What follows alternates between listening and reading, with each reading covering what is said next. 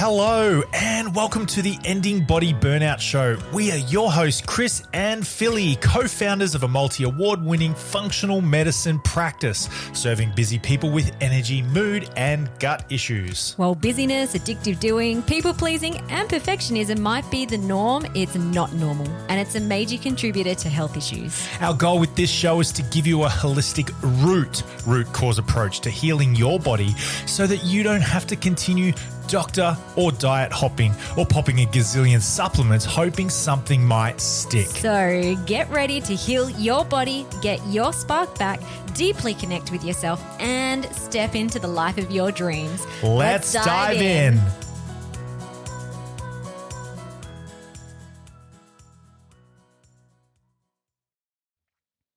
Hello, it's Philly here on the podcast. I am here with an awesome interview with someone that I greatly and deeply admire and that I've literally been following for years on Instagram and have been binging her podcast for the last few years. So we are so privileged to have Erin Holt, the functional nutritionist, a powerhouse functional medicine practitioner based in the USA.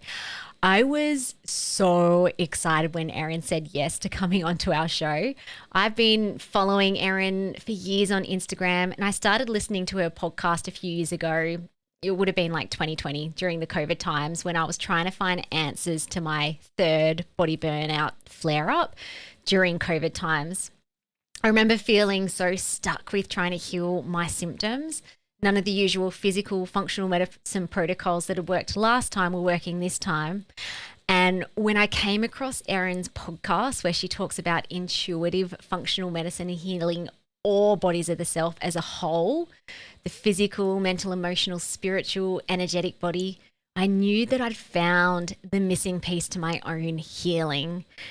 So previously, I'd been trying to just treat myself and clients as if we were just one body, a physical body, when actually that method is incomplete and reductionist and will never lead to deep and long-term healing and health. So get ready for a banger episode. We really go deep into deeper root causes and Erin's own healing journey, which is incredible in itself. And so much more. I was just so excited. I actually got up at, I think, 5 a.m. to interview Erin. If anyone knows me well, I love sleep. Like I usually wake up between 7 and 8, just naturally don't love waking up to an alarm clock. But I got up early for Erin because it was so worth it. And I'm so excited to share this conversation that we had today with you. Officially, who is Erin Holt? So she's a functional nutritionist, a Stanford-trained compassion teacher and founder of the Funk'tional Nutritionist, an online clinic and education platform that specializes in intuitive functional medicine, blending evidence-based practices, functional lab testing, mindset, and energy medicine for a unique and customized approach to women's health. Erin is also the founder and director of the Functional Nutrition Academy, a functional medicine practitioner, training and mentorship. You can find Erin rabble-rousing on the Functional Nutrition podcast, a weekly show dedicated to all things health. Now, before we jump into today's episode, just want to do a quick little announcement. I turned 40 this year. I actually turned 40 in May. It is now June. But to celebrate that, we are doing a 40% off promo for my book, Ending Body Burnout, in June. So if you want to grab my book, if you haven't yet, or if you want to grab a few copies to share the love with friends, families, colleagues, clients, then you can head to the show notes and I'm going to put a link there to 40% off the book for Philly's 40th birthday. So get on it, peeps. All right, awesome. I will talk to you soon. People, we have someone so exciting on our podcast today. This is Erin Holt, the functional nutritionist, and I've been listening to Erin on her amazing podcast, I think for like 2 or 3 years, and following you earlier on before that on Instagram. So I'm so excited to have you on our podcast. I'm so excited to be here, and I can't believe you woke up at 6 a.m. to talk to me. That is the most exciting thing of all, I think. My squinty morning eyes. Okay, so we love when we have guests on, we love to dive right into your personal story of body burnout because we are the Body Burnout Show. So are you happy to go there? I know you've had quite the journey. So wherever you feel like you'd like to start, what did it look I like? mean, What was happening in your life? All the things. like if only there were just one moment of burnout I could tell you about, right? Like sadly, it wasn't that way. I mean, I think I first started really experiencing burnout when I was in college.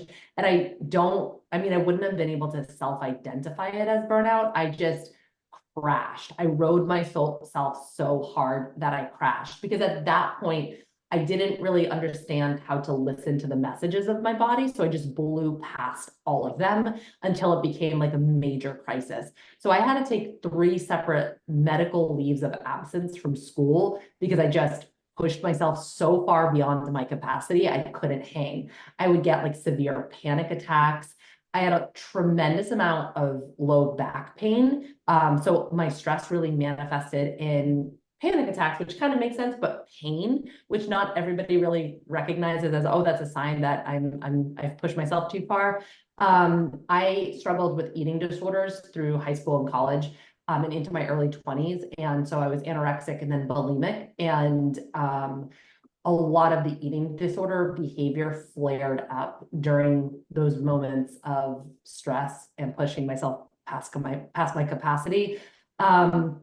So that was like my first foray into burnout. And then I started to take better care of myself. You know, I changed some habits. I changed some behaviors. We can go into that more in depth. And then after I had my daughter, so my daughter's almost 10, so 10 years ago, is when I had like a real colossal crash. And again, way past burnout, still had not honed the machinery to learn to listen to my body at that point. So pushed it to the limits and ended up being diagnosed with an autoimmune condition. So that was a little bit more of like the wake up call for me to be like, okay, so obviously I am doing something that I'm not supposed to be doing. So what is that? What does it look like? And how can I start to change this? Because now I have a baby to take care of. So I have to learn how to take care of me so that I can take care of her. So yeah, a lot of burnout moments for me, for sure. The autoimmune condition, because you had something quite interesting happening in your body. Can you talk into that? Yeah, I just kept not feeling well and I couldn't quite figure it out. And, you know, at this point, I feel like I'm sharing my story, but probably half your listeners are like, me too, that was my story too. So I kept going to my doctors, my traditional, conventional, you know, primary care physicians, and just saying, I don't feel right. I couldn't quite articulate. I'm like, I don't feel right. I'm exhausted. I'm in pain. And they're like, well, yeah, you're a new mom. That's kind of just the way it goes. I think culturally, we're so okay with moms being burnt out, strung out, pushed past capacity. We're just like, yep, that's just how it goes, babe. Sorry. So no one really paid that much attention to me. And that went on for a year. And then I started noticing physical manifestations. So like my hands were swelling, my fingers were swelling. And I'm like, this is not okay. And I ended up having to kind of like lose my cool in the doctor's office one day where I'm like, I'm not leaving until I get some answers. So let's figure this out together, guys. And sure enough, they drew a tremendous amount of blood and found some antibodies. And long story short, I was diagnosed with a autoimmune condition called systemic sclerosis or scleroderma. So that really is what pivoted me into a whole healing journey, because with conventional medicine, autoimmunity is a bit of a question mark. They don't really have a whole lot of answers for you. I think some people experience such validation and relief when they get diagnosed because, you know, you can go 10 years with mystery health symptoms and not have any answers. So when you finally understand, oh, okay, something really was wrong with me, you feel validated. But that I always like, I'm like, that's just like the start of the journey, because even with the diagnosis, there's not a whole lot of really practical solutions or answers to help you understand why. And so I found myself doing a lot of exploring, and that's kind of what led me into functional medicine, was that diagnosis. Because I'm like, this can't be it. There's going to be some more answers for me out there. Yeah. Oh, I know. When you said I'm sharing my story, but it's probably half your listener's story. It is actually, there's so many things that you just shared that I'm like, yep, that was my story too. Yep. I wasn't diagnosed with an autoimmune condition, but I remember things got quite bad after my first baby. Doctor's like, this is just normal. This is what it's like to be a new mum. I'm like, she's one now. I'm getting worse each month, not better. This is not normal. And at that point, I think it's important to say I was doing all the right things. Mm, I moved my body. I went to yoga. I meditated. At that point, I was already a nutritionist by trade. I was a yoga teacher. I ate really well. I hydrated. I was doing all the right things, and still my body just couldn't like recalibrate itself after having a baby. It was like the proverbial straw. It was like that was too much for us to handle, and now we're fundamentally coming undone, even though you're giving it all the right inputs. Like it just couldn't handle it. yeah. And at that stage too, you'd recovered from like the anorexia, bulimia. Yeah, that's a good Yeah. distinction. At that point, I was in full recovery, full Yep. remission, and was fueling myself really, really well. So it just didn't make any practical sense. Mm, okay. So, functional medicine practitioner, root cause. What do you think was like the deepest root cause that led to the burnout? For me personally, and again, like half of the audience, maybe 75% is going to be like, yep, this sounds familiar. For me, it was perfectionism, over functioning.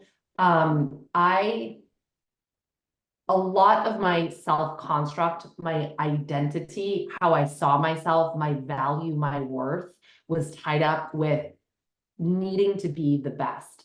The example that I always think about when I was in school for nutrition and dietetics, you have to take OChem, organic chemistry. Now I'm sure some people love organic chemistry. Nutrition professionals that like they want to talk about like how to roast broccoli. They're not super interested in OChem, but I was always a really, really good student. And so if I was going to be in a class, I was going to study and I was going to do well. And in that class, for our first exam, I got such a good grade, such a high grade that I actually broke the grading curve and like set a new parameter for myself. Like that was like, okay, this is what I have to do to succeed now. I have to get such a high grade. I have to set myself so above my peers that I'm literally breaking grading curves. So that's what I mean by being the best. I'm like, if I'm not blowing past my own benchmarks, then I'm failing. And, that'll burn you out really fast. That is a losing game. But I had no sense of self without that. So I would do that in every aspect of my life, just continuously push myself. The feeling like I have to do everything myself. I mean, I think a lot of new moms can relate to that. Nobody can do it as well as me. So I have to do everything myself and I can't accept help.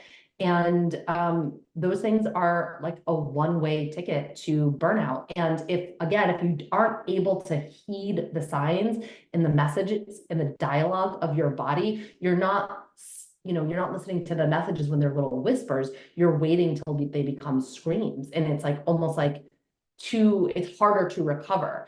Now I'm like, I've kind of honed those skills over the years. So now there's certain things that I recognize like, oh, okay, I'm cruising for a bruise in here. So if I am more sensitive to caffeine, like if I drink like half a cup of coffee in the morning, I'm like, I feel weird. That's usually a sign that I'm overstressed, over maxed out. If my sleep gets interrupted, I'm a really good sleeper. So if I start waking up in the middle of the night, that's a sign. If I am not recovering well from my exercise, like if I go to the gym and I'm getting injured, that's usually a sign. Just generalized anxiety, digestive wonkiness. Those are all little red flags. Like you're doing too much. You're pushing yourself past your capacity. You're defaulting to those old patterns, those old like wounds of, oh, I don't feel like I'm doing enough. Who am I without doing the most? And so those are all indications for my own body that tell me, okay, it's time to pump the brakes. It's time to slow down. But really the root cause is less so physical drivers, and it's more so like the mental and the emotional drivers and the identity and how I see myself. I'm curious, did you get that at the start? Or did you, I mean, because it sounds like you changed, you dialed in the lifestyle, the habits, all that sort of stuff. But were you still at this point when you got the autoimmune diagnosis, still running those perfectionism, overachieving patterns? Oh yeah, because then I was like, I'm gonna be a perfect healer. I'm gonna do everything perfectly. I'm gonna find the exact root cause. Mold? Is it mold? Okay, I'll get that. I'll handle the mold. You know, is Yeah. it food sensitivities? I'll cut out all the foods, no problem. Yeah. I was like, I'm going to be a perfect performer here because, you know, this is what I do. This is where I shine. This is where I excel. And so I became like hyper fixated and obsessed and hyper vigilant with finding the exact right root cause, which by the way, that rarely ends well. You know, that's hypervigilance is not putting your body in a parasympathetic rest and digest healing state. It's keeping it pitched in that fight or flight state. So no, that unfortunately took some time. But the big thing I will say that happened in that moment, and the thing that when I look back, I'm like really proud of my former self. I'm like, she understood the assignment. She decided in that moment that she was going to make herself a priority. And that's a bit of a radical thing to do with a 1-year-old, to say that I am now a priority in my own life. Not only a priority, but the number one priority. I set myself as the number one priority in my life because I was that scared. You know, I had a doctor say, like, this thing could kill you. You will be on medication for life. And that was a big wake-up call. Like, something has to change. And so I just very much so committed to my own healing process and just showed up for myself every single step of the way. And it unfolded quite beautifully over the next 10 years. In a lot of different ways, but I continued that to honor that commitment to myself, where I'm going to be a priority and I'm going to show up for myself. I'm going to have my own back. I love that. So what did the journey for you look like in healing? Oh my God, how much time do you have? Do you have 10 years to talk about it? Let's That's do what it it. like takes. Let's do it. It's 6 a.m. here, so I've got like another 10 hours. All right, no, perfect.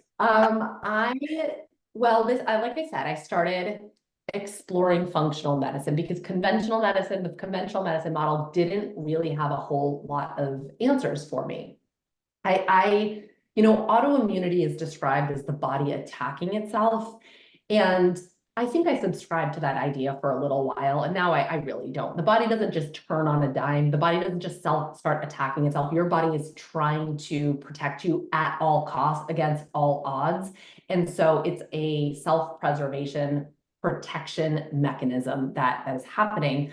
But at first I was like, okay, well, I've just understood this like root cause. You know, functional medicine is a systems biology approach that says all of these things going on inside the body are interconnected. And so if you can identify where the dysfunction is happening or where the imbalance is happening, then we can bring the body back into balance. And I really, really liked that. So it started more with the physical body. To be honest with you, I put myself on the autoimmune paleo protocol, AIP. Are you familiar with that? Yeah. Okay. So Yeah. do you think your audience is familiar with that? Yeah, I reckon some, but you can explain, do a little. It's very restrictive. So it removes any food that has the potential to be antigenic and confuse the immune system. So it removes all grains, it removes eggs, it removes all nuts, it removes all seeds, it removes all nightshades. It's very, very restrictive. At the same time, I also tested positive for SIBO, small intestinal bacterial overgrowth. So I put myself on a low FODMAP diet. So I put myself on two extremely, at the same time. Yeah. And as I explained, I had a history of disordered eating. And I was like, listen, I did not crawl through hell to recover from 13 years of disordered eating to find salvation through a restrictive eating pattern. Like, this cannot be the way. And so early on, I'm like, I am not doing the healing through food restriction. That's insane. Like, I don't know what I believe in up there, God, the universe, source, but I can't believe that they're going to give me this assignment. That seems insane to me. So I didn't go that route. I didn't go into the food fear as much as I could have. But I did go into environmental fear, like what in the environment is causing harm to my body. And that was really, really stressful. But I really worked on gut health I took myself through some GI protocols. I really worked on supporting detoxification and supporting the liver. I worked on rebalancing my hormones via nervous system support. So I really prioritized getting myself into parasympathetic healing mode, supporting the nervous system. I kind of just did all the different standard issue things that you would expect with a functional medicine approach. And that worked. I recovered physically. I would say I got like 80% of the way better. I had to work on, pushing myself, like that tendency to push myself past my capacity. I had to like really learn, okay, when am I pushing myself too far? How can I dial it back? But I was feeling pretty good. The issue is that I still lived in fear of getting sick. It's like my body had a little bit of PTSD from being sick because it was so hard and it was so scary and it was so awful and it was so isolating that I'm like, I don't want to go back to that dark place. And so I would be a little bit trepidatious around eating certain things or being in certain environments. I just was like, I didn't like to travel. I didn't want to go on an airplane. I didn't like to over commit myself to social things because I'm like, what if I get sick? But what if I get sick? And then I carried this fear around like a backpack. And I realized one day, I'm like, this is too heavy for me to carry. So there's got to be another way. There's got to be another way to like fully heal. My physical body feels healed, but man, mentally, emotionally, like I am a strung out mess about this stuff. And that is what prompted like another layer, another level of healing. Looking at more of my beliefs and the emotions that I was carrying around. So yeah, I'm sure we can get into that, but that was a big part of the healing journey as well. Thanks so much for sharing that, because I feel like a lot of people who get stuck in their healing journey, it's like, I'm doing all the things, I'm eating well and it's low tox, and I'm sleeping and I'm being mindful with my exercise. But when that deeper level of like programming, those unconscious core beliefs are still there, so hard to reach that. Not that there's a pinnacle of optimal perfect health, but you kind of get stuck where you're living, we're wrapped up in bubble wrap. Like bubble boy, I Yeah. know, like the world isn't safe Yeah. and it's really hard existence. I mean, the hypervigilance I call it health hypervigilance or Mm. health anxiety. And that is just, it's a real struggle. And people come by it honestly. I think that these are the people that their physicians or their practitioners are like, oh, you're a hypochondriac, you're overreaction, or maybe the people in their life think they're overly sensitive. They're making a mountain out of a molehill. They don't really, they don't understand why they have to be so sensitive about things. But we come by that honestly because we're terrified of getting sick again. We're terrified that the next bite of food or the next environment we put ourselves in is going to actually cause physical harm in physical symptoms. And that's a real thing. And there's so much work that we can do to help somebody kind of back themselves down from that hypervigilant state. Yeah. Yeah. Definitely. I'm just like, yep, that's my story too. That's, yep. I was in those few years of, I can't eat histamine foods, and gluten's bad and dairy's bad. And like, oh no, I'm smelling a perfume going down the shopping aisles. Like,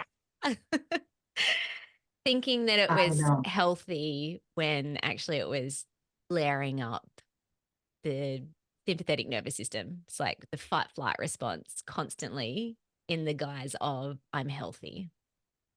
Which can actually activate symptoms too. Yeah. It's like the mind, we hear all about the mind body connection. And I really love Candace Pert's work.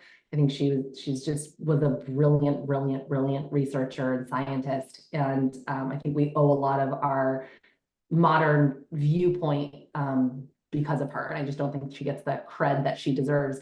But she coined the term body mind, one word, no hyphen, because in her research, she's like, they're one and the same. There is not one without the other. And so if we are in that hypervigilant state with anything, whether it's our health or anything else, if we're worried, if we're in fight or flight response, that can and will activate symptoms in the body in this like feedback loop style. And so that can actually activate the immune system to kind of be on that, like that hunt, that attack. And so it can rev up the immune system. So when our minds are in that fight or flight, or that activated state, we can actually receive physical sensations and physical feelings. So it's not all in your head. It might start in your head, but it's not all in your head. It can actually translate to your physical body and how you feel and your symptoms. And so that's just such an important thing for people to understand. I actually really liked this week's podcast of yours. What did you title it? Or maybe there was an Instagram post that said low progesterone. Don't just give your clients, or don't just take Vitex to increase your progesterone. It's actually about safety or feeling unsafe in the body.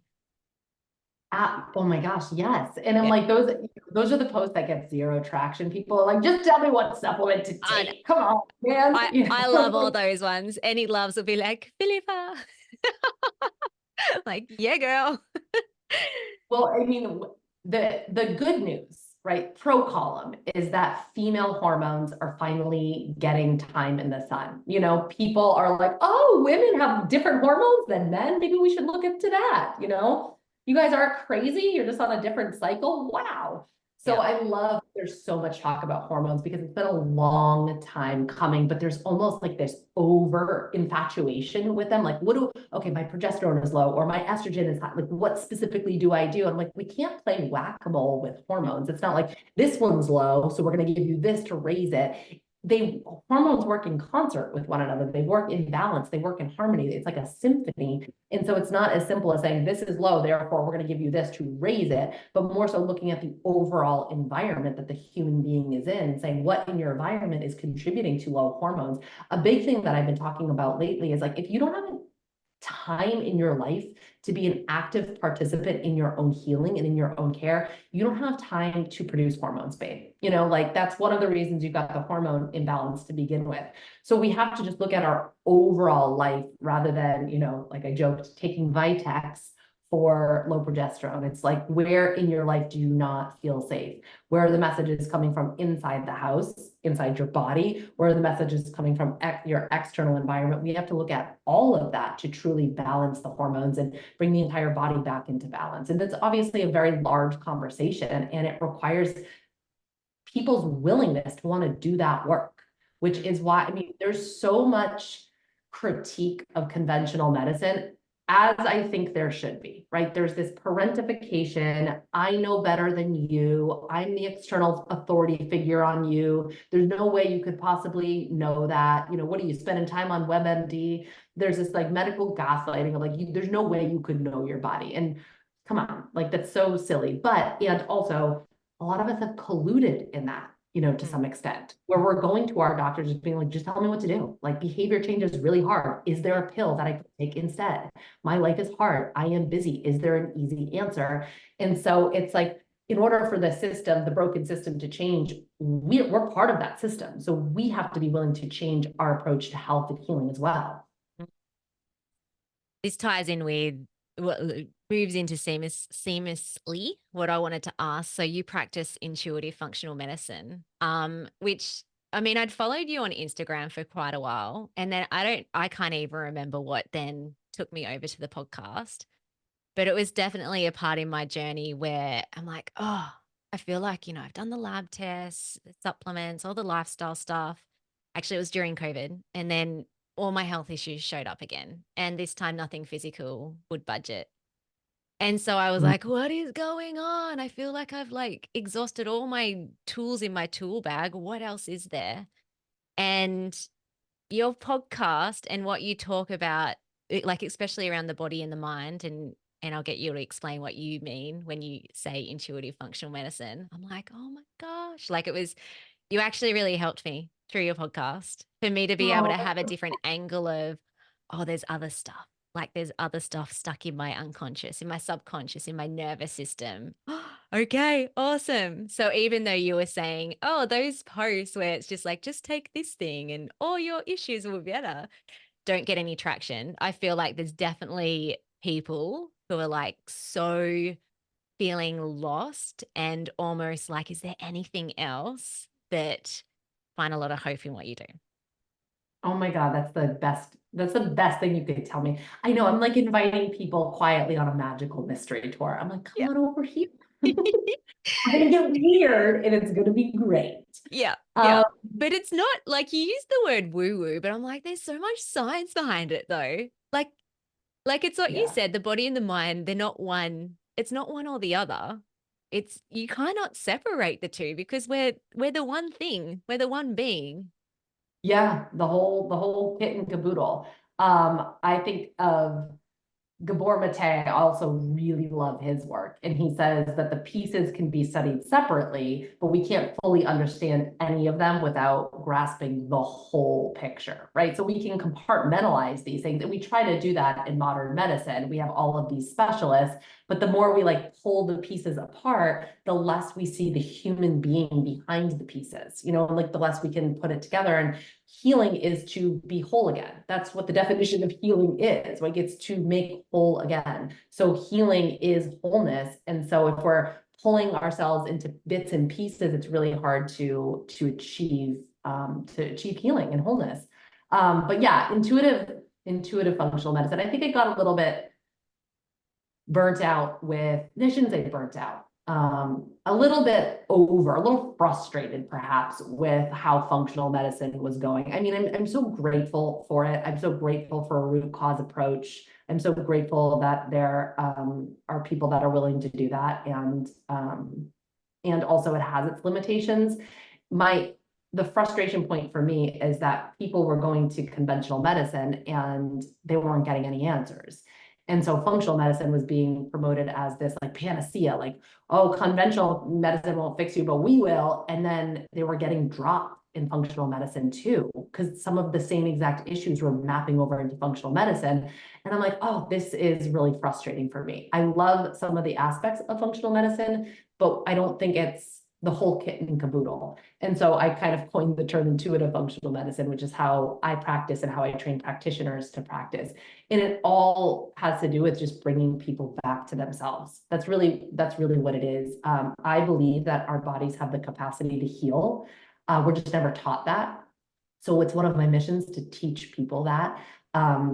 Again, that does require a desire for somebody to actually want to do that and want to heal. They have to be an active participant in that healing. But I think of rather than like the authority figure and the parentification of I know better than you, I think of healing relationships as like co-creation, like we're co-pilots on this adventure together. And rather than me as the practitioner holding all of the knowledge and all of the power and all of the authority, it's recognizing that we're in this together. And I actually trust that you know some things about you too, and I want to lead you back to yourself. I want to teach you how to self-source more answers than you're outsourcing, and if you don't trust yourself yet, that's cool. We'll work on that together.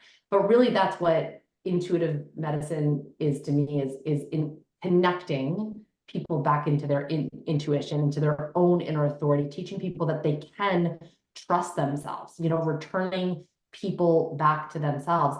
I think, with all of the technology that we have available, whether it's a CGM, a continuous glucose monitor, or an HRV tracker, whatever, it's like we have all these data points, these functional labs, we have so many external data points, but it hasn't brought us closer to ourselves. In fact, more people are asking like more of the nitty gritty questions, like how many grams of protein should I have? And what does it mean when this? And what does it mean if this? It's like, if those external data points pull you closer back to yourself, great. If they take you further from yourself, they're not a tool that is working for you at this moment. And so that's a little bit of my frustration. And one of the trends that I just have been seeing over the past few years is somebody will go to a functional medicine practitioner and they'll spend $1,000, $2,000, $3,000 on all of these functional labs, and they walk away with more questions than answers. And I just, I don't see how that's connecting anybody back to themselves. How is that really finding a root cause? I just have a lot of problems with that. And to be clear, we leverage functional labs in our practice. It's just, we try to do it with discernment and with precision, and there's an intention behind it. And I'm trying to use those external data points on the lab to connect people deeper to themselves. So to use your progesterone example, if we run a hormone lab and we see low progesterone, I'm not saying, okay, low progesterone, here's some Vitex, here's some Chase Tree Berry, here we go. I'm saying, oh, interesting. I wonder what's going on in your life that is teaching your body that it's not safe enough to ovulate and therefore produce progesterone. Let's have that conversation. Let's use this external data point to figure out what's going on inside of you. And that is what the intuitive functional medicine model is to me. I love it. I love it. When I studied functional medicine, great, but oh my gosh, like what you've created too for practitioners, I think is, I don't think anyone else in the world is doing it actually. Correct me if I'm wrong. I don't know. I But think having, I like that. I'll take it. I'll take that. But like the physical, the metaphysical, I think it's just such a beautiful, holistic approach that, yeah, is definitely missing in the functional medicine world. When that was my frustration too. So with conventional medicine, it's like, yeah, that's a reductionist model, and it's only looking at the pieces. But then, like, there's so many natural therapies that do a similar thing, but they're still providing natural solutions, but not really looking at how all the bits and pieces of ourselves interconnect with each other. Exactly. So it's like you could run a mold test, you could run a hormone test, and you could run a stool test, and you walk away with all of these supplements. It's like we've replaced a pill for every ill with a supplement for every imbalanced lab marker. And that is not what a root cause is. That's what it's become. That's what functional medicine has become in some circles. That's not what it was designed for. And that's not how we get true healing. That's just like playing whack-a-mole with imbalanced lab markers, or spot treating a lab rather than treating the human being behind the lab. And that's a big frustration point for me with functional medicine, because that's what we're seeing a lot of.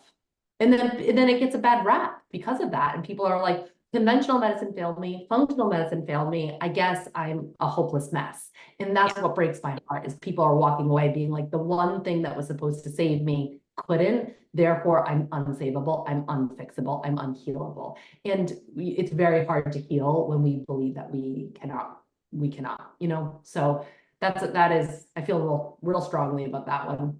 Yeah, I love that. So circling back to the perfectionism, high achieving, I'm curious, not like maybe specifically how you unraveled all of that, because that's hard. Like, it's hard stuff to change the deepest part of yourself. But also, how do you do it with clients as well? With myself, I was very motivated to change. I believe in like growth and evolution over life. I'm always trying to improve myself. I'm always trying to grow, to evolve, to become the next iteration of myself. I'm really excited. I always envision my future self like, come on, let's go. We've got more work to do. And so I'm very motivated, self-motivated to change. And so if I recognize there are patterns, I also don't have a lot of patience for myself, like complaining about the same thing over and over and over and over and over again without actually making change. So I noticed that I was stuck in these patterns, and I'm like, I need to get myself out of them. And so for me, it was a lot. I did a lot of spiritual work where I met parts of myself, inner child healing. I did a lot of subconscious belief work, looking at the beliefs that drove my behaviors and questioning, like, are these really true? Do these have to be true? Could something else be truer? What do I want to feel instead? This is the way I feel now. This is the way I'm thinking about things now. What would feel better? Believing that I was worthy of feeling good. There was a lot of work. And so I did some of this through journaling. I did some of this through meditation. I did some of this through certain subconscious reprogramming and neural rewiring practices, a mixed bag of tricks. And so when I'm working with clients, I am also using that mixed bag of tricks, depending on where they're at and what level of healing they're looking for, because not everybody's ready. Some people just need to work on dialing in their nutrition. Not everybody needs to go full steam ahead where we're going to heal the subconscious beliefs. Maybe we need to start with working on the physical body and getting you feeling strong enough in your physical body before we dive into it. It takes resources, it takes capacity to do this level of healing, and people have to be ready for it. And so if I'm working with somebody and I sense any type of resistance, I'm not bulldozing past that resistance. I'm meeting people where they're at. And when they're ready, I trust that they'll find me. So I have a program called Manifest Your Health. It's a group program where we're doing a lot of this stuff that we're talking about. And on the sales page, I ask a question, and this kind of helps me discern, are you ready for this work or not? And it is, does your diagnosis, if you received a diagnosis, does it feel like validation? Does it feel like a warm hug, a warm blanket, a safe space? Or does your diagnosis feel like a too tight jacket that doesn't fit anymore? Because that's where I got with mine. I told you at the start of this, I was diagnosed with an autoimmune condition. I do not identify with having an autoimmune disease anymore. I don't say that about myself because I have changed so fundamentally. I no longer associate with the person who had that. My entire identity has shifted to such a point that it's changed my physical body.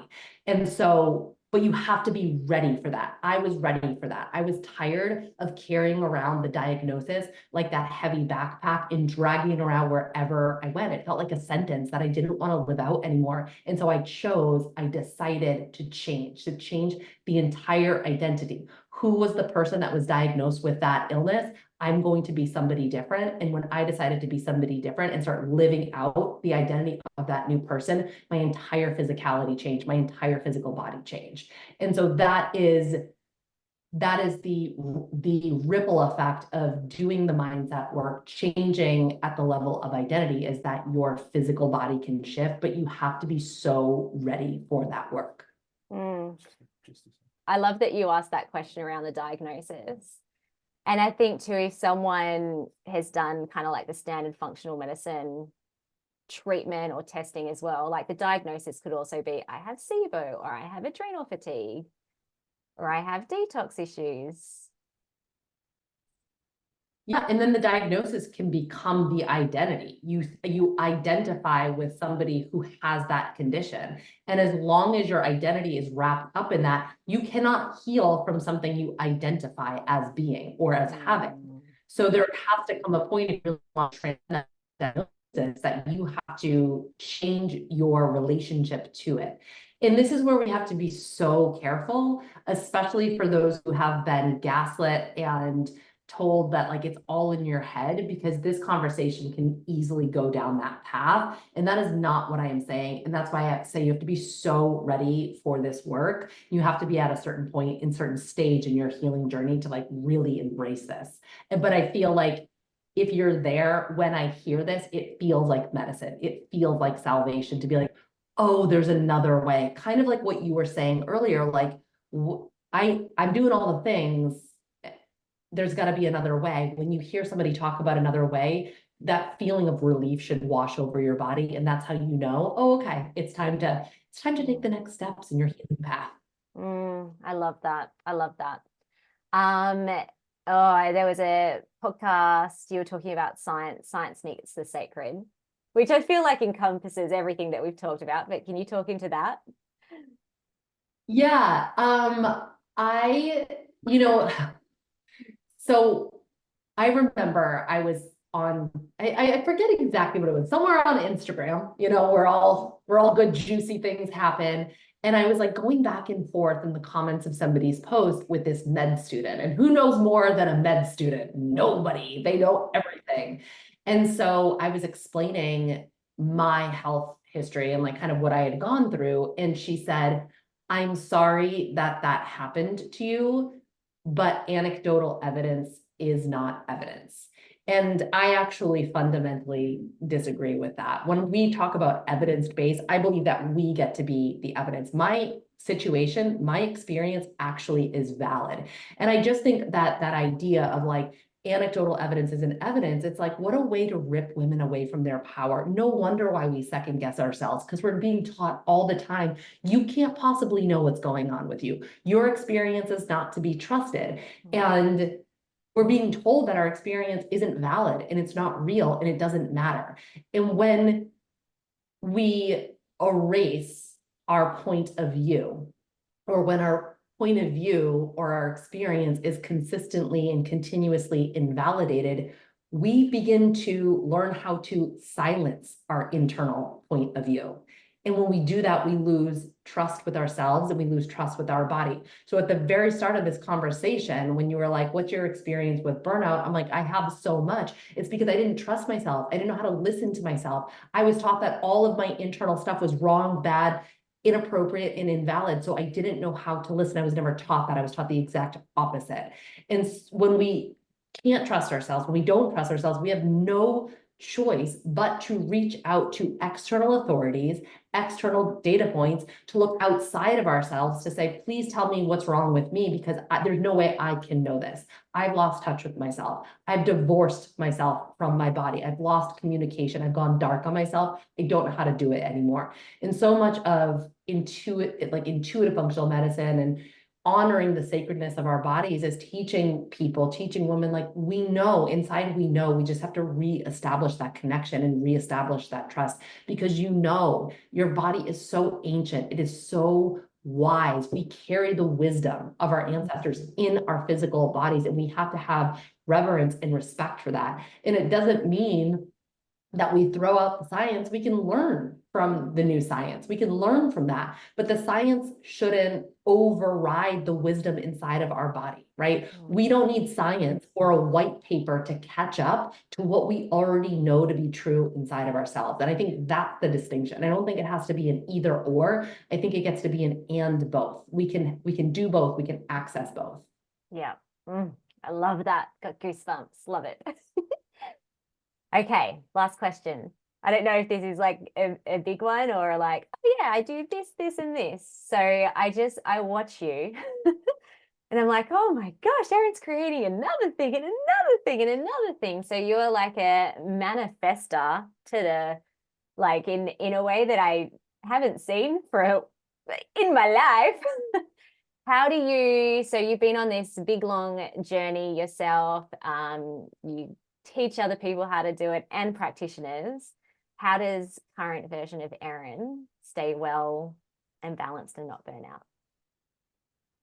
I don't personal goal of mine is not to achieve balance. I don't think I'm a balanced person. I think I'm pretty imbalanced when it comes to things that I really care about and really want to do. You know, like I give myself permission to be intense for the stuff that I really want to do. And I also give myself permission to like pull back from things that I don't really care about. Like not to say I don't care about sports or my kids' sports, but like my husband does that, you know, like he's going to all my daughter's games and practices. And I'm just like, I will catch a few, you know? So I permit myself to go all in on the things that feel really important to me. And I also permit myself to pull back on other things too.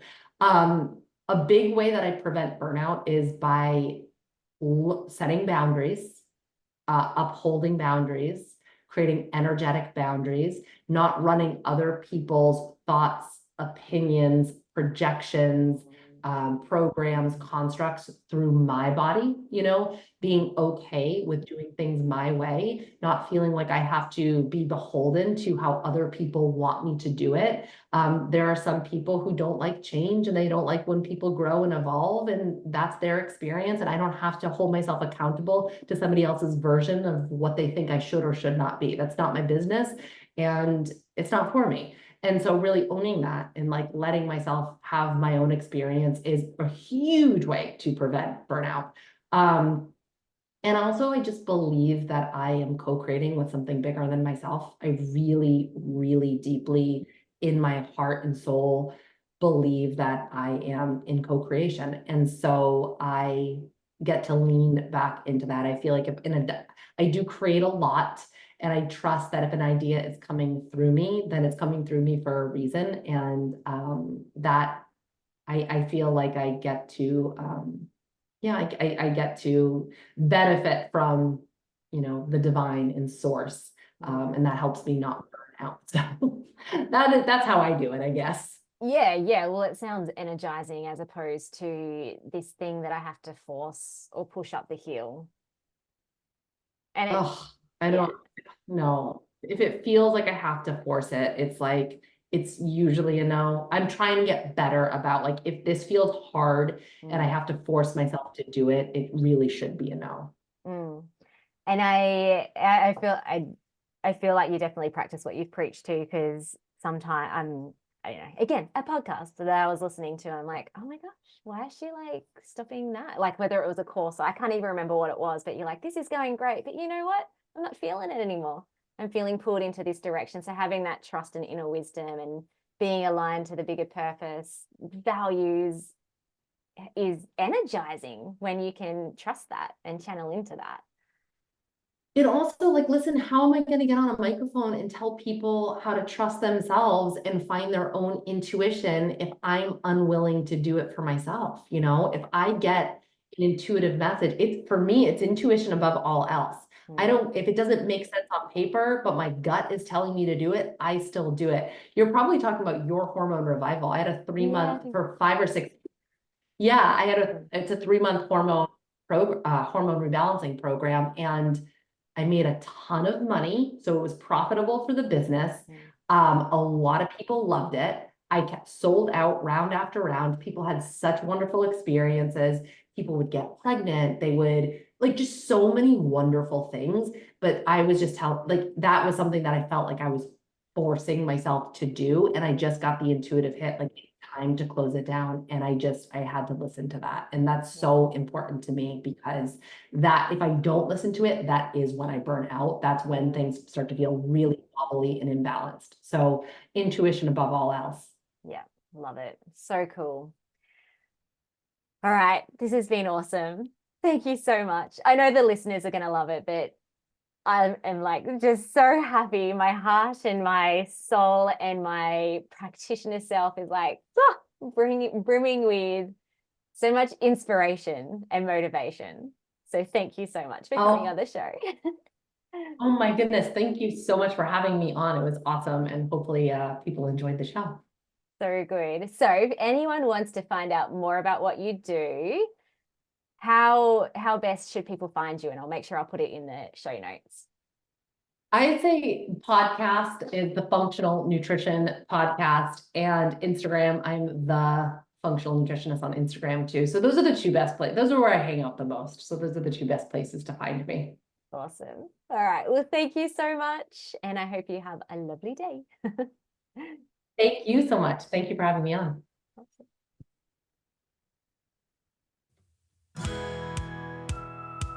Thank you so much for listening. We so appreciate you. If you'd like to give us extra smiles, drop us a review and spread the love by sharing this episode.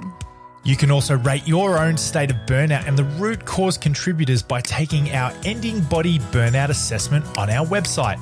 And if you're interested in learning about our group or one-on-one Ending Body Burnout programs, shoot us a DM via Instagram or Facebook. Have the best day ever.